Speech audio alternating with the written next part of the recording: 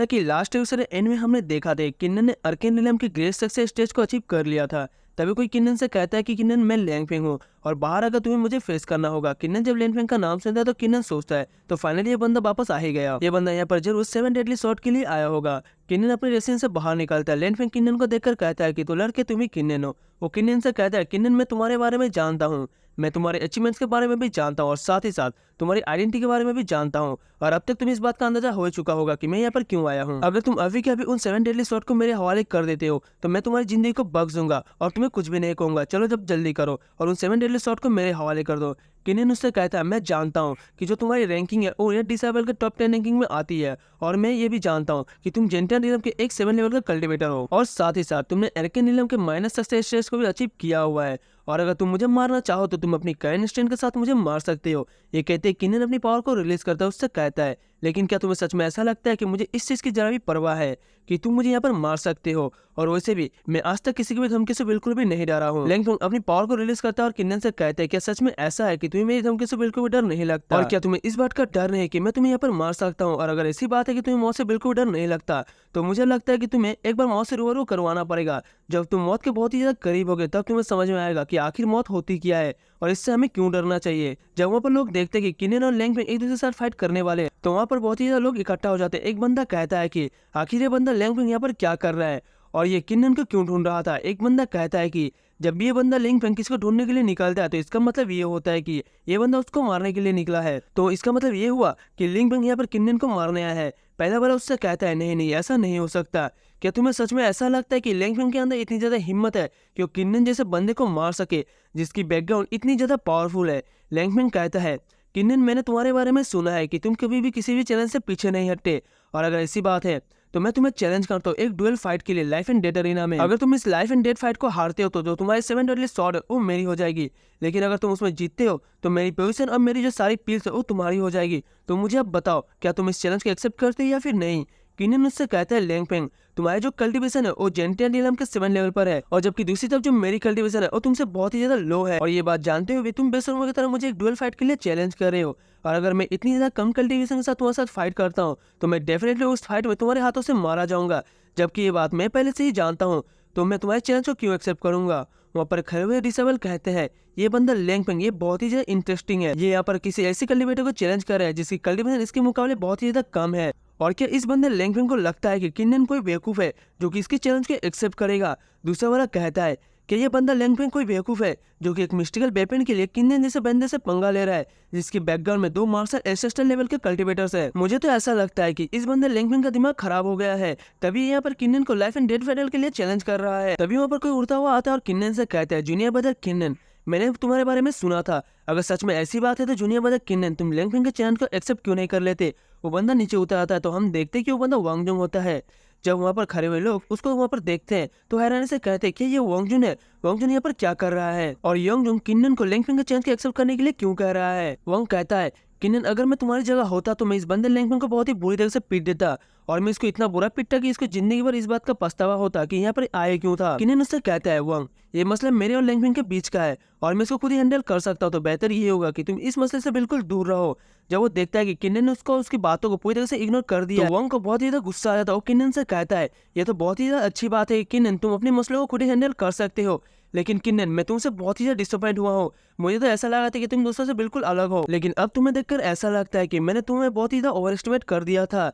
तभी लैंगफेंग कहता है किन्नन मुझे पता चल चुका है कि तुम्हारे अंदर मेरे चैलेंज को एक्सेप्ट करने की बिल्कुल भी हिम्मत नहीं है और तुम बिल्कुल भी वैसे नहीं हो जैसे कि मैंने तुम्हारे बारे में सुना था, यानी कि तुम जरा भी बहादुर नहीं हो। तो अब यहाँ पर कहने के लिए कुछ भी नहीं बचा है। लैंगफेंग किन्नन की ये सब बातें कहकर वहाँ से जाने लगता है। तभी किन्नन लैंगफेंग को रोकता है। लैंगफेंग ये सुनकर मुस्कुराने लगता है जैसे को पहले से ही जानता था कि अगर वो किन्नन से यहाँ पर ये सारी बातें कहेगा तो किन्नन उसे डेफिनेटली रोकेगा। किन्नन उससे कहता है जबकि तूने मुझे एक डुएल फाइट के लिए चैलेंज किया है तो मैं बिना कुछ किए पीछे कैसे हार सकता हूँ? मैं तुम्हारे लाइफ एंड डेथ फाइट को एक्सेप्ट करता हूँ, लेकिन जो हमें लाइफ एंड डेथ फाइट होगी वो अब से 2 महीने बाद होगी और हम में से जो भी हारेगा वो जीतने वाले की पोजीशन, उसकी पिल्स, उसकी हर एक सामान रख सकता है। जैसे वहाँ पर खड़े हुए लोग ये सारी बातें सुनते हैं तो सभी लोग बहुत ही हैरान हो जाते हैं। एक बंदा कहता है क्या सच में किन्नन ने लैंगफेंग को चैलेंज को एक्सेप्ट कर लिया है? क्या यहाँ पर कोई मजाक हो रहा है? किन्नन उसके चैलेंज को कैसे एक्सेप्ट कर सकता है जबकि लैंगफेंग किन्नन से काफी ज्यादा पावरफुल है? दूसरा बंदा कहता है क्या इस लड़के किन्नन के साथ कोई मसला तो नहीं, कहीं इसका दिमाग तो खराब नहीं हो गया? और ऐसा लगता है कि लैंगफेंग के सपोर्ट में वांग है, नहीं तो लैंगफेंग जैसा बंदा किन्नन के बैकग्राउंड के बारे में जानते हुए किन्नन को कैसे चैलेंज कर सकता है?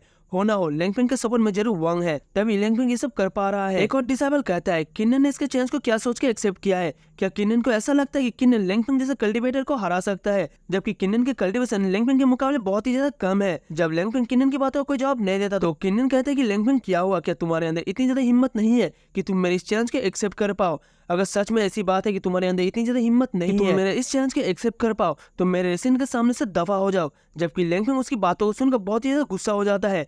लैंगफेंग वापस की तरफ मुड़ता है और किन्नन से कहता है किन्नन मैं तुम्हारे चैलेंज के एक्सेप्ट करता हूँ और अब हम 2 महीने बाद लाइफ एंड डेथ एरिया में मिलेंगे। जबकि वांग भी लैंगफेंग के साथ जाने लगता है और किन्नन की तरफ देखकर सोचता है कि किन्नन जबकि तुमने अपनी मौत को खुद ही दावत दी है तो मैं भी देखना चाहूंगा कि तुम कैसे लाइफ एंड डेथ एरिया में इससे खुद को बचाते हो। और फिर इस सब के बाद किन्नन ग्वांग के पास आता है और ग्वांग की सारी बातें बताता है। ग्वांग किन्नन से कहता है किन्नन तुम्हें हो क्या गया है, तुमने लैंगफेंग को दोबारा से ऑफेंड कर दिया है और यहाँ तक कि तुमने लैंगफेंग जैसे कल्टीवेटर के चैलेंज को भी एक्सेप्ट कर लिया है। क्या तुम्हारी जीने की ख्वाहिश मर चुकी है, क्या तुम मरना चाहते हो? किन्नन कहता है ब्रदर ग्वांग तुम्हें इतना ज्यादा पैसा होने की जरूरत नहीं है, वैसे भी वो बंदा वांग काफी ज्यादा आगे बढ़ चुका है और क्या तुम इसे एक्सेप्ट करोगे कि कोई तुम्हारे ब्रदर को बार बार इस तरीके से परेशान करता रहे। फेंका मुझे इस तरीके से लाइफ एंड डेथ फाइट के लिए मुझे चैलेंज करे, ये बहुत ही ज्यादा अजीब है। हो ना हो इसके पीछे जरूर वांग का ही हाथ होगा, क्योंकि कोई भी बंदा किसी वेपन के लिए अपनी जान दांव पर नहीं लगा सकता। और इसके अलावा ये सिर्फ एक छोटी सी बैटल होने वाली है, लैंगफेंग और मेरे बीच की छोटी सी बात को लेकर तुम्हें इतना ज्यादा पैसा होने की कोई भी जरूरत नहीं है। ग्वांग गुस्से से कहता है क्या तुम्हारे पास जरा भी चांस है इस बैटल को जीतने का? जो बंदा लैंगफेंग है, जो उसकी कल्टीवेशन है वो जेंटिया नीलम के 7वें लेवल पर है और उसकी कल्टीवेशन को तुम्हारी कल्टीवेशन के साथ मैच किया जाए तो उसके सामने तुम्हारी कल्टीवेशन कुछ भी नहीं। तुम लैंगफेंग से बहुत ही ज्यादा कमजोर हो और अगर तुम्हें लैंगफेंग जैसे कल्टीवेटर से जीतना है तो तुम्हारी कल्टीवेशन कम से कम जेंटिया नीलम के 6ठे लेवल पर होना बहुत ही ज्यादा जरूरी है। और किसी के भी लिए 2 महीने के अंदर अपनी कल्टीवेशन को जेंटिया नीलम के 6ठे लेवल पर पहुंचाना बिल्कुल नामुमकिन है। और क्या तुम्हें सच में ऐसा लगता है कि तुम 2 महीने के अंदर अपनी कल्टीवेशन को जेंटिया नीलम के 6ठे लेवल तक पहुंचा सकते हो? किन्नन ग्वांग की बातों को सुनने के बाद कहता है हाँ तुमने बिल्कुल सही कहा। हालांकि जो मार्शल वर्ल्ड है वो हमेशा से बहुत ही ज्यादा जालिम रहा है और जो भी इस मार्शल वर्ल्ड में स्ट्रॉन्ग बने हैं उन सभी को बहुत से लोगों को मारना पड़ा। उन्होंने अपने स्टीपिंग स्टोन बनाया, यानी कि अपनी कामयाबी की सीढ़ी बनाया ताकि और भी ज्यादा कामयाब और भी ज्यादा पावरफुल हो सके। और यहाँ भी बिल्कुल ऐसा ही है। अगर मैं 2 महीने बाद लैंगफेंग से हार जाता हूँ तो लैंगफेंग भी मेरा सर का यूज अपना स्टीपिंग स्टोन जैसा करेगा और ग्लोरी और फेम को हासिल करेगा जो वह हासिल करना चाहता है। लेकिन अगर मैं जीतता हूँ तो मैं भी बिल्कुल ऐसा ही करूंगा, मैं भी उसका सर का यूज अपना स्टीपिंग स्टोन जैसा करूंगा और आउटर डिसाइबल के रैंकिंग में मैं पहले रैंकिंग को अचीव कर लूंगा। साथ ही किन्नन बहुत ही ज्यादा जोश के साथ कहता है, वो कहता है हाँ मुझे पता है कि इस चीज में बहुत ज्यादा रिस्क है, लेकिन मुझे रिस्क को लेना पड़ेगा तभी मैं अपने आप को और भी ज्यादा पावरफुल और भी ज्यादा स्ट्रॉन्ग बना पाऊंगा। ग्वांग कहता है कि जबकि तुमने डिसाइड कर ही लिया कि तुम्हें क्या करना है तो मैं तुम्हें कुछ भी नहीं कहूंगा, लेकिन मेरी तुमसे एक रिक्वेस्ट है कि 2 महीने बाद जो तुम्हारी फाइट होने वाली है उसमें तुम बिल्कुल भी मत हारना। और ये भी कि जो तुम्हारे पास 2 महीने का टाइम है इसको जरा भी वेस्ट मत करना। इन 2 महीने के टाइम के एक एक सेकंड को अपनी कल्टीवेशन को इंप्रूव करने में लगाना ताकि तुम इतना ज्यादा स्ट्रॉन्ग हो सको कि तुम लैंगफेंग को हरा पाओ। किन्नन कहते हैं हाँ ब्रदर तुम्हें बिल्कुल भी परेशान होने की जरूरत नहीं है। भले ही लैंगफेंग बहुत ही ज्यादा पावरफुल है लेकिन वो इतना ज्यादा पावरफुल नहीं है कि वो तुम्हारी इस ब्रदर को हरा सके। और फिर किन्नन अपने रेसेंस में आ जाता है। किन्नन अपने पास से सारी पीस को बोतल को बाहर निकालता है जो कि उसने पावर फूड को ट्रेड करके कमाई थी। किन्नन अपने पास से सारी पीस को बोतल को बाहर निकालता है और कहता है कि लगता है टाइम आ गया है कि इन सही पील्स को यूज करने का जो कि मैंने 5 पावर फूड्स को ट्रेड करके कमाई है।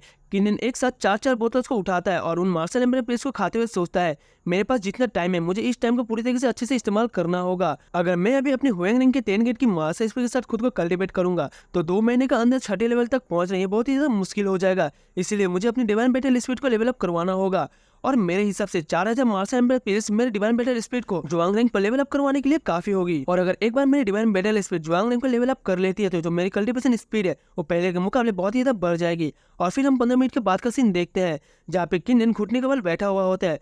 किन्नन हैरानी से सोचता है मैंने यहाँ पर 4000 मार्शल एम्बर पील्स की एनर्जी को कंज्यूम किया है, लेकिन 4000 मार्शल एम्बर पील्स की एनर्जी को कंज्यूम करने के बाद भी मेरे डिवाइन बैटल स्पीड के लेवल अप करने का एक छोटा सा साइन भी शो नहीं हुआ है। अब मेरा क्या होगा? क्या मेरे divine battle speed level up नहीं कर पाएगी? और क्या मैं 2 महीने के अंदर अपनी कल्टीवेशन को जेंटिया नीलम के 6ठे लेवल तक नहीं पहुंचा पाऊंगा? और क्या मैं लैंगफेंग के हाथों से मारा जाऊंगा? तभी वहाँ पर प्रिंसेस आती है और कहती है कि तुम इस प्रिंसेस के सर्वेंट होने के लायक हो, तुमने किसी ऐसे बंदे को चैलेंज कर दिया है जिसकी कल्टीवेशन जेंटिया नीलम के 7 लेवल पर है। इस वक्त ये प्रिंसेस इस चीज पे बहुत ही ज्यादा प्राउड फील कर रही है कि तुम मेरे सर्वेंट हो। किन्नन अपने सामने की तरफ देखता है। प्रिंसेस कहती है कि लगता है कि मुझे अगले 2 महीने के लिए एक नया सर्वेंट ढूंढना होगा क्योंकि तुम तो मुझे बहुत ही ज्यादा बिजी लग रहे हो। किन्नन हंसते हुए प्रिंसेस के पास आता है और प्रिंसेस से कहता है प्रिंसेस क्या आप प्लीज मुझे अपने पास से कुछ पीस दे सकते हैं क्योंकि मुझे अभी पीस की बहुत ही ज्यादा जरूरत है। तो उम्मीद करता हूँ कि ये प्रिंसेस अपनी सर्वेंट की जरूर मदद करेगी। और यहीं पर हमारी दी डिवाइन बैटल स्पीड के एपिसोड 120 का एंड होता है। उम्मीद करता हूँ कि आपको मेरी वीडियो पसंद आई होगी। अगर आप चैनल पर पहली बार आए हो तो वीडियो को लाइक करके चैनल को सब्सक्राइब करना मत भूलना। मिलते हैं नेक्स्ट किसी वीडियो में, तब तक के लिए tata bye bye and take care.